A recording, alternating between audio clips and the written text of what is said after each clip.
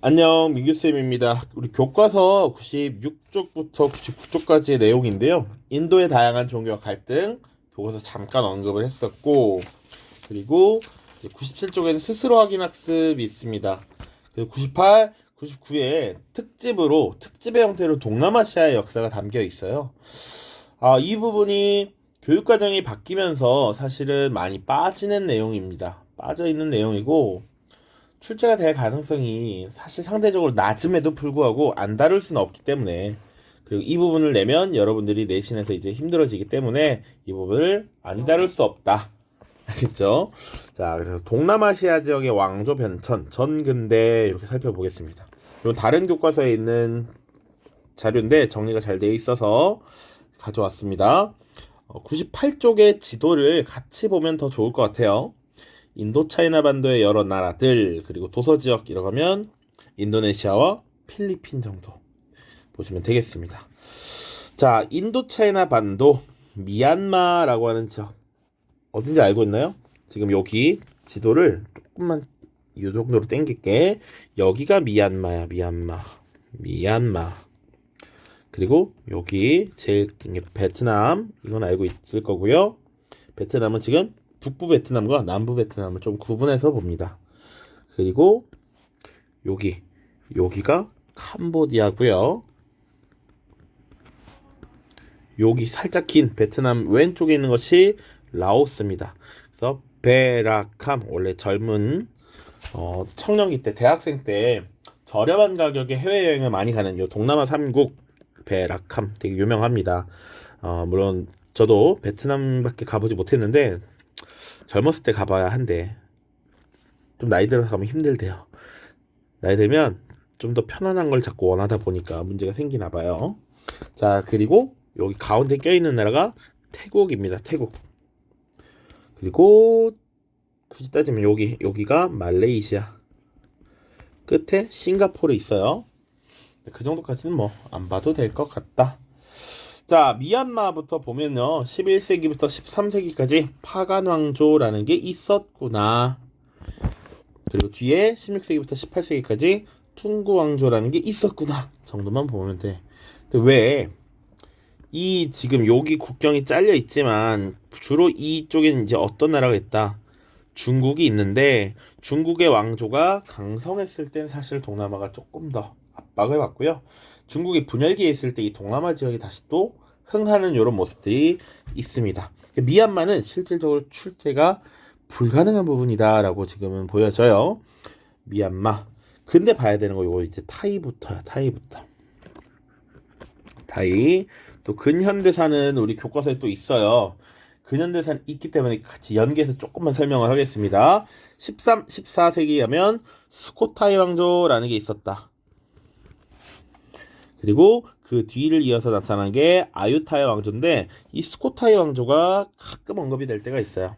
밑에 내용 보겠습니다. 스코타이 왕조. 상좌부 불교를 수용했다. 이게 하나의 특징 중에 하나입니다. 타이 문자 이런 거 있었고요.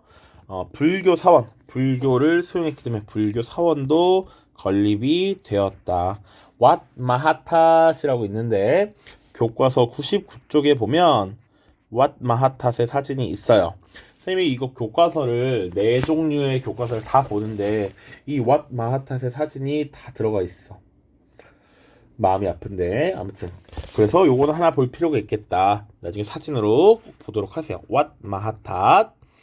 그리고 사실 태국이 그 뒤에 많이 언급이 됩니다.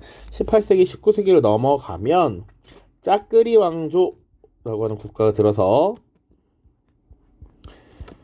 그리고 이 동남아 지역을 사실은 유럽의 여러 열강들이 서로 야금야금 침략해서 먹으려고 하는데 태국의 위치가 중간에 딱 이렇게 있습니다.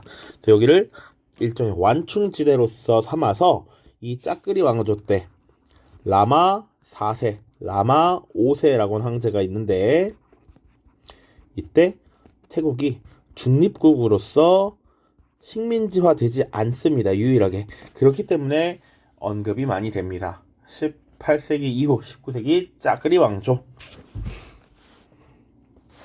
자, 그 다음 캄보디아 보시면 부남, 진랍 이런 게 있었다 몰라도 되고요. 9세기부터 13세기까지 앙코르 왕조가 있었다. 앙코르 왕조.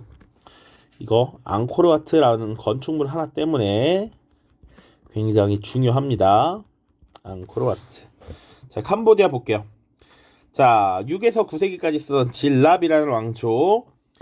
이것이 이제 캄보디아의 뭐랄까 원주민? 원류가 되는데 크메르족이 건국했다. 크메르 기억해 두시고요. 이후에 9세기에 수도를 앙코르라고 하는 지역으로 옮기고 앙코르 왕조로 이어졌다. 이 앙코르 왕조는 앙코르 와트라고 하는 건축물을 건립합니다. 앙코르 와트. 주로 사진은 요렇게 물가가 이렇게 쭉 있고 물가 뒤로 건너편에 이렇게 사원이 막 이렇게 있어. 막 이렇게 있어요. 근데 특징 처음에 최초로 만들어질 때는 이 지역이 힌두교의 영향을 받았어. 캄보디아가. 그래서 12세기 힌두교 사원으로 건립을 했는데 나중에 상좌부 불교 사원으로 변경되었다. 요게 언급이 된 부분이 있어요.